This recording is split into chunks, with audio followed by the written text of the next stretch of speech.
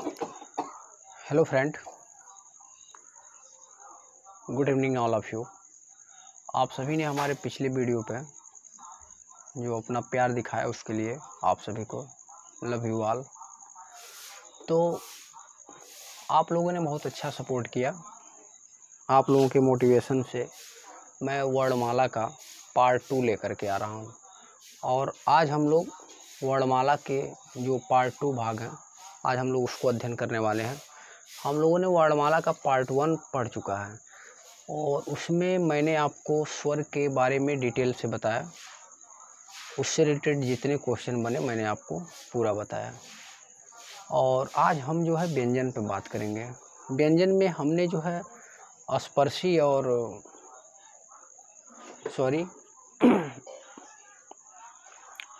स्पर्शी और वर्गीय व्यंजन के बारे में हमने आपको बता दिया था और इस प्रकार से बताया था कि कुल वर्ण की जो संख्या होती है व्यंजनों में वो 25 होती है।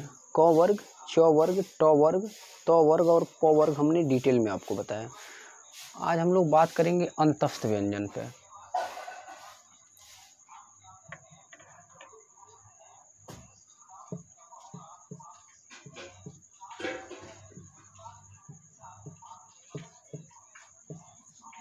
अंतस्थ व्यंजन और इसी का दूसरा नाम होता है अर्धस्वर व्यंजन।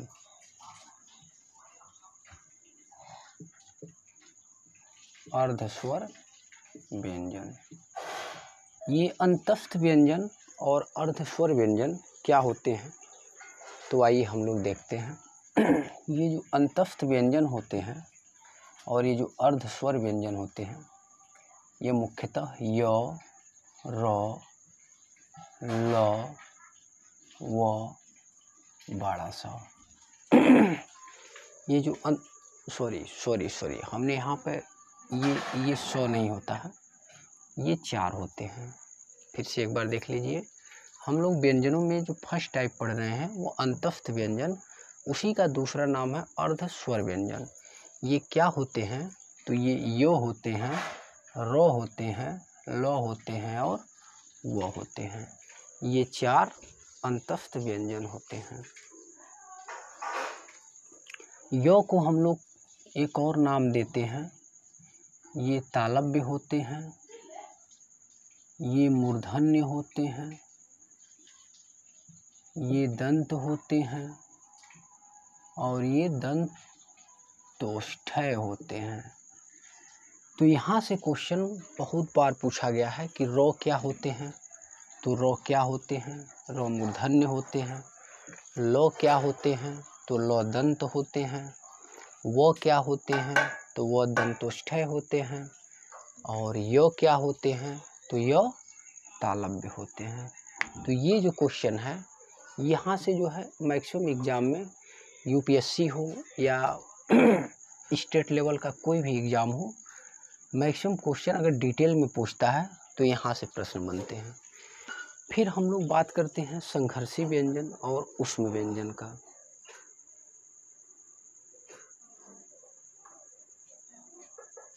संघर्षी व्यंजन और ऊष्म व्यंजन, तो आइए देखते हैं। संघर्षीय व्यंजन और इसी का जो दूसरा नाम होता है वह ऊष्म व्यंजन होता है। तो ये संघर्षी व्यंजन और ये जो ऊष्म व्यंजन होते हैं ये क्या होते हैं तो ये बड़ा स होते हैं, ये षटकोण वाला स होता है, ह होते हैं और एक शब्द और होता है स होता है, स होता है। हम लोग इसे ऐसे भी लिख सकते हैं, थोड़ा क्रम से रहेगा, अच्छा लगेगा। बड़ा स, पिटखरुआ ख, छोटा स और ह, हम लोग इसे ऐसे पढ़ते हैं।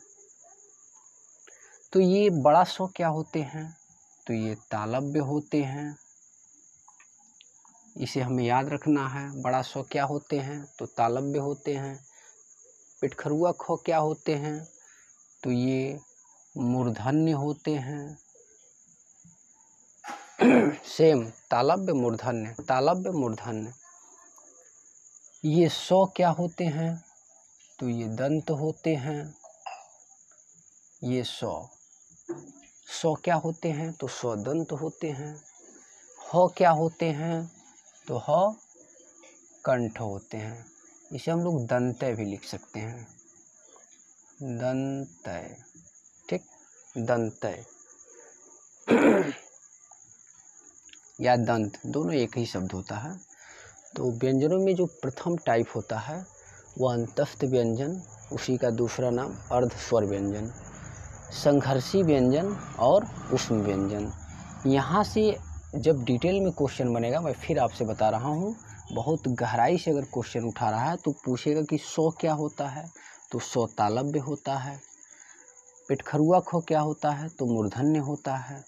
सौ क्या होता है? तो दंतय होता है। ह क्या होता है? तो कंठ होता है। इसके बाद जो आता है वह होता है संयुक्त व्यंजन, संयुक्त व्यंजन, संयुक्त व्यंजन। तो संयुक्त व्यंजन में हमें पता होना चाहिए इसमें 4 वर्ड आते हैं, छ होता है, त्र होते हैं, ज्ञ होते हैं और स्र होते हैं। क्या क्या होते हैं? छ होते हैं, त्र होते हैं, ज्ञ होते हैं और क्या होते हैं? स्र होते हैं। तो जो छ होते हैं वह आधा क और पिटखरुआ ख से मिलके बने होते हैं। ये जो छ होते हैं यह आधा क और पिटखरुआ ख से मिलके बने होते हैं। जो त्र होते हैं ये आधा त और र से मिलके बने होते हैं। जो ज्ञ होते हैं वह आधा ज और इया से मिलके बने होते हैं। जो स्र होते हैं वह बड़ा स और र से मिलके बने होते हैं। थोड़ा मैं देख लूँ वीडियो दिख रहा है कि नहीं। तो चलिए, आप सभी लोगों को दिख रहा है जो मैं लिख रहा हूँ क्योंकि ये पूरा का पूरा काम मैं स्वयं कर रहा हूँ तो थोड़ी सी दिक्कतें तो आनी हैं। तो अंतस्थ व्यंजन, अर्ध स्वर व्यंजन, यो, रो, लो, व, ये नीचे का लाइन आपको डिटेल याद करना है, बहुत अच्छे तरीके से देखना है। संघर्षी व्यंजन, इन्हीं के दूसरे नाम ऊष्म व्यंजन होते हैं। तो क्या होते हैं? बड़ा स होते हैं, पिटखरुआ ख, छोटा स, ह। संयुक्त व्यंजन क्या होते हैं? तो छ होते हैं, त्र होते हैं, ज्ञ होते हैं, स्र होते हैं। अब इसका जो चौथा टाइप होता है, सॉरी चौथा मैं कह रहा हूँ, पांचवा, वह उश्रिप्य होते हैं, द्विगुण होते हैं, उत्क्षिप्त होते हैं। तो मैं जो है इसे इरेज कर रहा हूँ, आप उसे देखिएगा। इसका जो 4 होता है, सॉरी जो 5, उश्रिप्य होता है, उश्रिप्य। फिर इसका नाम होता है उत्क्षिप्त, उत्क्षिप्त।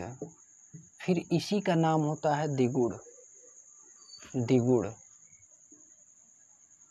द्विगुण, द्विगुण व्यंजन। तो हमें बस इसमें और तो कुछ नहीं करना, हमें नाम ही तो याद रखना है। उश्रिप्य इसी का नाम है, उत्क्षिप्त इसी का नाम है, द्विगुण व्यंजन इसी का नाम है। तो ये क्या होते हैं? तो यह 2 होते हैं, अड़ होते हैं, जैसे कंकड़ हो गया, जैसे हम लोग ढक्कन लिखते हैं, ढ होते हैं। तो ये उश्रिप्य कितने होते हैं? अड़ होते हैं और ढ होते हैं, ठीक।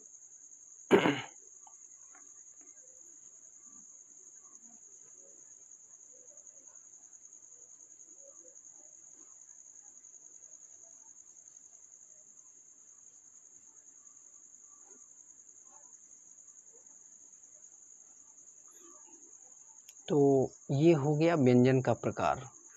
अब इसके बाद हम लोग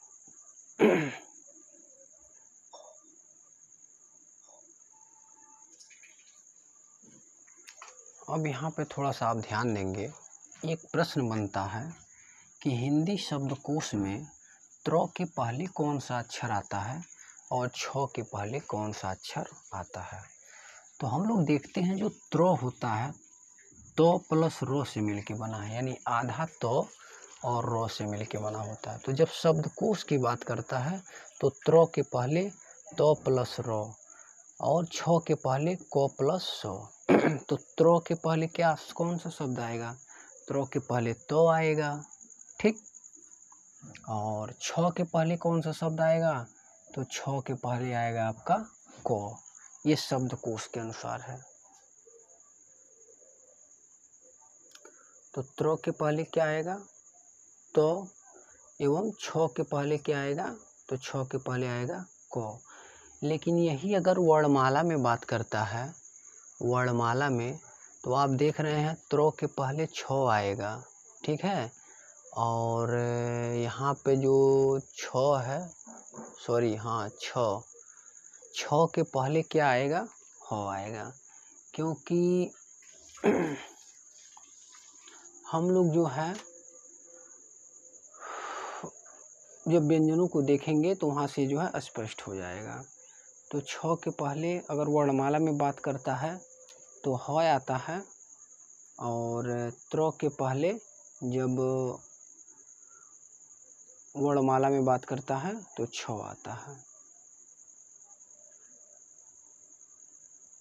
अब एक चीज़ मैं आपको और यहाँ पे डिटेल करने जा रहा हूँ, उसको आप अच्छे तरीके से समझने का प्रयास करेंगे। ये बहुत गहराई में हमने बताया आपको, यहाँ से प्रश्न बनते हैं और इसको आप जो है अच्छे तरीके से देख लीजिएगा। शब्दकोश की बात करेगा और जब वर्णमाला की बात करेगा, ठीक। ये तो हमने बताया ही है अभी, जब आपको हमने संयुक्त पढ़ाया है, संयुक्त व्यंजनों में ये पढ़ाया है। अब हम लोग आगे इसकी बात करते हैं। तो देखिए, अब जो इसके आगे हमें पढ़ना है वो एक चीज़ मैं आपको बता दूं कि जो ओ और आ होता है, जो ओ और आ होते हैं ये क्या होते हैं, तो ये कंठ होते हैं। इसको भी आपको याद रखना है। और ई और बड़ी ई क्या होते हैं, ई और बड़ी ई ये दोनों क्या होते हैं, तो ये तालव्य होते हैं, ठीक। इसके बाद हम लोग पढ़ेंगे ऊ और बड़ा ऊ। तो देखिए, ऊ और बड़ा ऊ ये क्या होते हैं, तो ये ओष्ठ होते हैं, ठीक। तो कंठ हो गया, तालव्य हो गया, ओष्ठ हो गया, और ये री। तो री क्या होते हैं, तो री होते हैं मूर्धन्य। री क्या होते हैं, तो री मूर्धन्य होते हैं। अब ए की बात करें, ए ये दोनों क्या होते हैं, तो ये कंठ तालव्य होते हैं, कंठ तालव्य। फिर ए हमारा वर्ड हो गया ओ औ, ओ औ, ओ औ ये दोनों क्या होते हैं, तो ये कंठ ओष्ठ होते हैं, कंठ प्लस ओष्ठ। इसको हम लोग कंठोष्ठ भी बोल सकते हैं, कंठोष्ठ।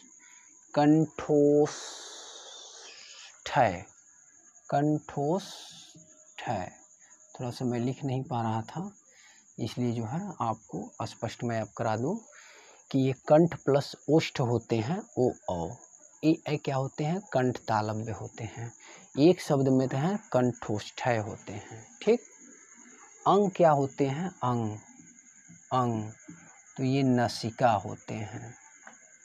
क्या होते हैं, ये नासिका होते हैं अंग। ओह क्या होते हैं, ओह तो ओह क्या होते हैं, तो ओह हमारे कंठ होते हैं, ठीक। तो अब मैं कुछ महत्वपूर्ण बिंदु लिख रहा हूँ, आप लोग जो है उसे नोट में लिखेंगे। ये बहुत काम की चीज़ें हैं। ओ आ क्या होते हैं, कंठ होते हैं। ई और बड़ी ई क्या होते हैं, तालव्य होते हैं। ऊ और बड़ा ऊ क्या होते हैं, तो ओष्ठ होते हैं। री क्या होते हैं, मूर्धन्य होते हैं। ए ऐ कंठ तालव्य होते हैं, ओ औ कंठ प्लस ओष्ठ होते हैं, अंग क्या होते हैं तो ये नसिका होते हैं, और अह और ये क्या होते हैं कंठ होते हैं। अब जो यहाँ से आपका क्वेश्चन बन सकता है और थोड़ा सा डीपली, तो क्या बन सकता है उसको भी मैं आपको डिटेल करने वाला हूँ। तो यहाँ से पूछ सकता है स्वर कितने होते हैं, तो स्वर मैंने आपको पढ़ाया, स्वर कितने होते हैं तो स्वर 11 होते हैं। अयोगवाह कितने होते हैं, अयोगवाह, तो अयोगवाह 2 होते हैं।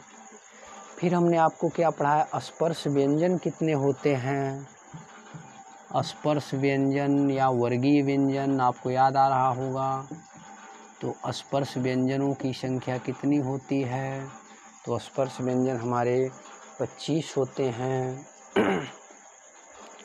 अगर पूछ दिया व्यंजन कितने होते हैं, तो व्यंजन कितने होते हैं, तो व्यंजन 33 होते हैं। कुल वर्ण कितने होते हैं, कुल वर्ण, तो कुल वर्ण में हम लोग लिखेंगे 52। कुल वर्ण कितने होते हैं 52 होते हैं। अंतस्थ कितने होते हैं, अंतस्थ, तो अंतस्थ कितने होते हैं 4 होते हैं।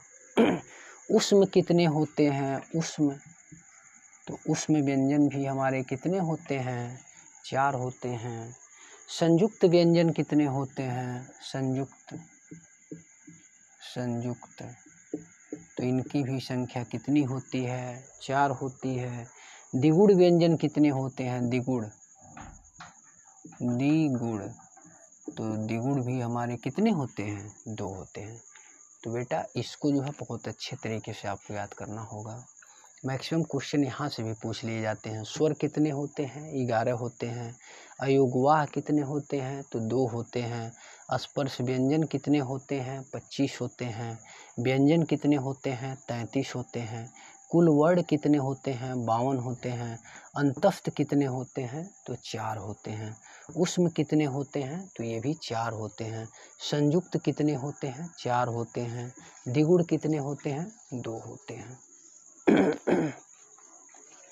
देखिए मैं एक बात बता देना चाहता हूँ, अगर किसी परीक्षा में 100 आ रहे हैं तो आपके 100/100 क्वेश्चन मेरी गारंटी है आप कर ले जाएंगे। बस आप डिटेल से मेरा जितना वर्णमाला का पार्ट है आप सभी पार्ट को अच्छे तरीके से देखें, और अगर आपको ये अच्छा लग रहा है तो उसे ज़रूर लाइक करें और मोटिवेशन को और ज़्यादा बढ़ाएं। अब देखिए हम लोग आगे क्या पढ़ते हैं, इसके आगे हम लोग पंचम वर्ण और पंचमाक्षर की बात करते हैं।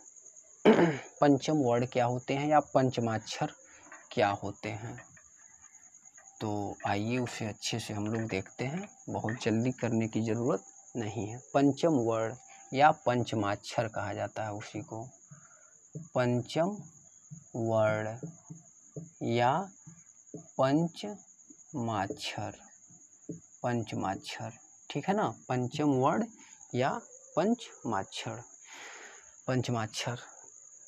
तो देखिए जो क वर्ग होता है, क वर्ग में आपको पता होगा क ख ग घ अंग। पंचमाक्षर हमारा क्या होता है अंग होता है।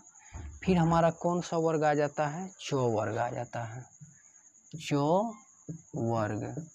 च वर्ग में हम लोग देख लेंगे क च ट त प, ये सब वर्ग में लिख देता हूँ वर्ग। तो देखिए पंचमाक्षर इसका आप लोग पता कर लेंगे, च छ ज झ इया, ये इया होता है। ट ठ ड ढ अड़, ये अड़ होता है, ठीक। ट ठ ड ढ अड़, ये अड़ नहीं है, ये अड़ है। त थ द ध न होता है। प फ ब भ म होता है। तो अंग इया अड़ न म क्या होते हैं पंचमाक्षर, अंग इया अड़ न म, ठीक। और ये क्या होता है क च ट त प, ठीक। क वर्ग का, ये सब जो है ये आपके पंचमाक्षर बोले जाते हैं, पंचमाक्षर। ठीक, ये कहाँ से निकलते हैं बेटा? तो ये नसिका से निकलते हैं। कहाँ से निकलते हैं? नसिका से इनका उच्चारण किया जाता है, नसिका। ठीक, एक क्वेश्चन यहाँ से बनता है इम्पोर्टेंट, इया का जो उच्चारण होता है, इया का उच्चारण ये कहाँ कहाँ से होता है? इया का उच्चारण आप बताइए, मैं आपको टाइम दे रहा हूँ। ये तालव्य और नसिका से होता है, तालव्य नसिका इसको बोला जाता है। बहुत ही मोस्ट इम्पॉर्टेंट फैक्ट है, मैं आपको बता रहा हूँ। इया का उच्चारण तालव्य और नसिका। तो इतनी बातों को आप लोग याद रखेंगे।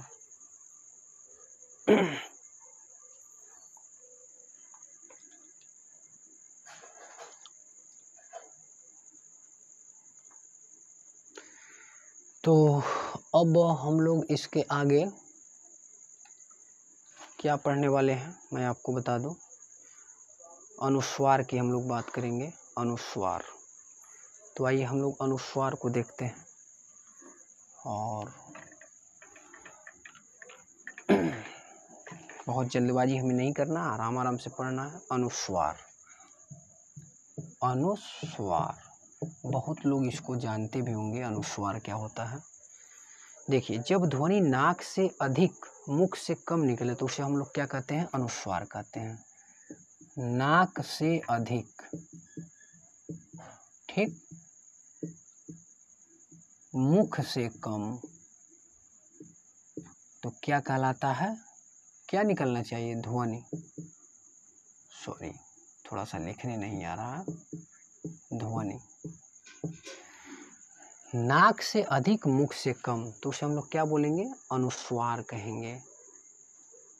ठीक, अगर मैं इसे ऐसे बताऊं एक शब्द में, मैं इसे संकेत अगर दूं तो ध्वनि, ध्वनि में क्या है? नाक से अधिक मुख से कम, तो क्या कहलाएगा? अनुस्वार कहलाएगा। जैसे मैं एक वर्ड लिखूं, कंपन, कंपन, कंस, हंस,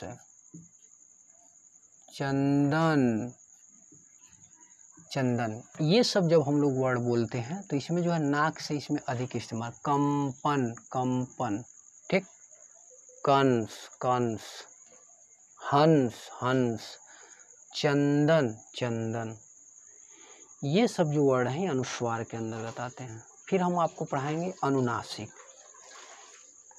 इसी का अपोजिट हो जाता है बेटा अनुनासिक। अनुनासिक जो होता है इसी का क्या हो जाता है? अपोजिट हो जाता है। ठीक, अगर इसे मैं आपको ऐसे बना दूं तो आप मुख से कम हो रहा था तो मुख से अधिक हो जाएगा, मुख से अधिक हो जाएगा, मुख से अधिक हो जाएगा। नाक से क्या होगा? कम होगा, नाक से क्या होगा? कम होगा। तो अगर आपको ये पता है अनुस्वार तो इसका अपोजिट कर दीजिए, आपको पता हो जाएगा वो।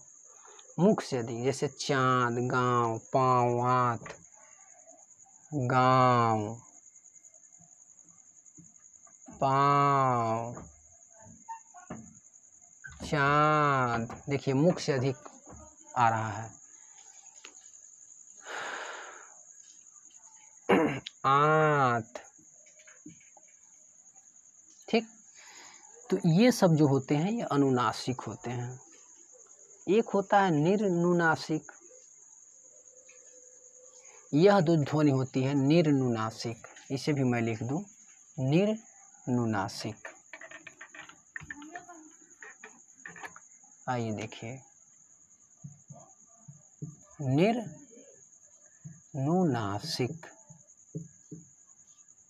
निर्नुनासिक, तो देखिए इसमें क्या होता है? इसमें बस मुख से ध्वनि निकलती है, मुख से, मुख से ध्वनि, इसमें नाक का कोई काम नहीं होता है, मुख से ध्वनि निकलती है। जैसे जाइए, जाइए, खाइए, पाइए, पाइए, जाइए, ये सब जो वर्ण हैं ये किसको संकेत करते हैं? निर्नुनासिक को। ठीक, अब थोड़ा सा हम टाइम का भी केयर करें क्योंकि वीडियो हमें बहुत अधिक लंबा नहीं करना है। और अभी मैं जो है आपको एक टॉपिक और पढ़ा देता हूँ, अल्प प्राण। ठीक है, तो आइए हम लोग देखते हैं अल्प प्राण को। अल्प प्राण आपने नाम सुना होगा, लेकिन आज देख लीजिए अल्प प्राण क्या होता है। ठीक, अगर वायु की मात्रा वर्ण उच्चारण में कम निकलती है तो उसे अल्प प्राण कहते हैं। मतलब सीधा सीधा बात है, जब हम लोग ध्वनि का उच्चारण करते हैं तो वायु की मात्रा अगर वहाँ पे क्या हो, वायु की मात्रा कम हो, ठीक है, वायु की मात्रा क्या हो, कम हो, तो उसे हम लोग क्या कहते हैं? उसे हम लोग अल्प प्राण कहते हैं।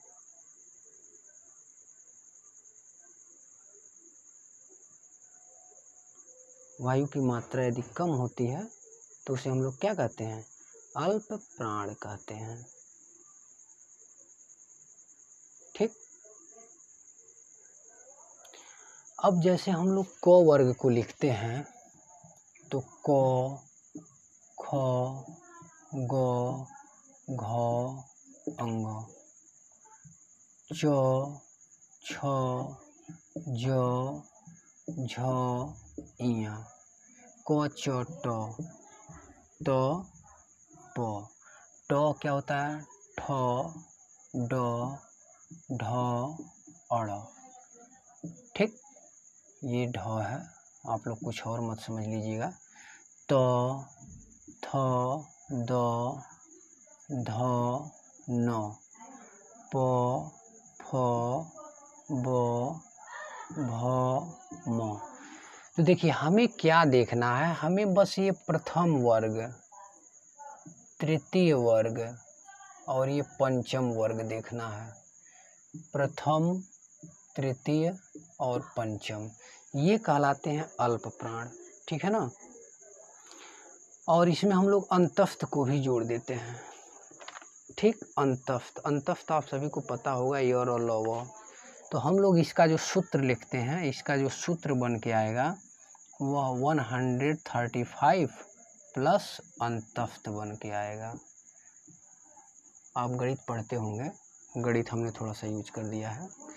135 प्लस अंतस्थ। अंतस्थ मीन्स क्या, मैंने आपको पीछे पढ़ा दिया है, यर और लव।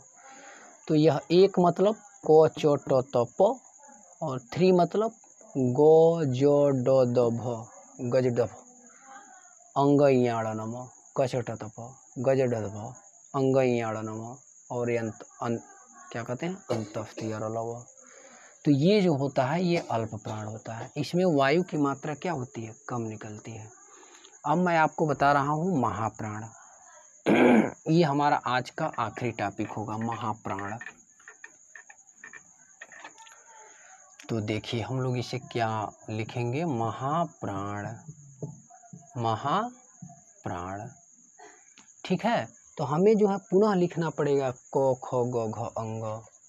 चलिए एक बार लिख लेते हैं। क, ख, ग, घ, अंग, क, च वर्ग, च, छ, ज, झ, इया, क, च, ट, ठ, ड, ढ, अड़,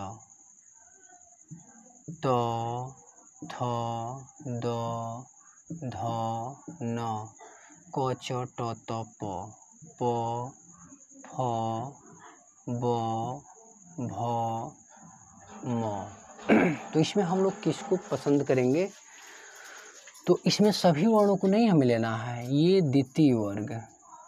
ठीक, ख, छ, ठ, थ, फ, ख, च, ठ, थ, फ, गज, ड, ध, भ, दूसरा और मतलब चौथा हमें लेना है, दूसरा और चौथा। अल्प प्राण में पहला, तीसरा, पांचवा लिए थे, प्लस अंतस्थ लिए थे, और इसमें हम क्या लेंगे? दूसरा और चौथा, ये चतुर्थ वर्ग इसको कहा जाता है। पंचम वर्ग, तृतीय वर्ग, द्वितीय वर्ग, प्रथम वर्ग।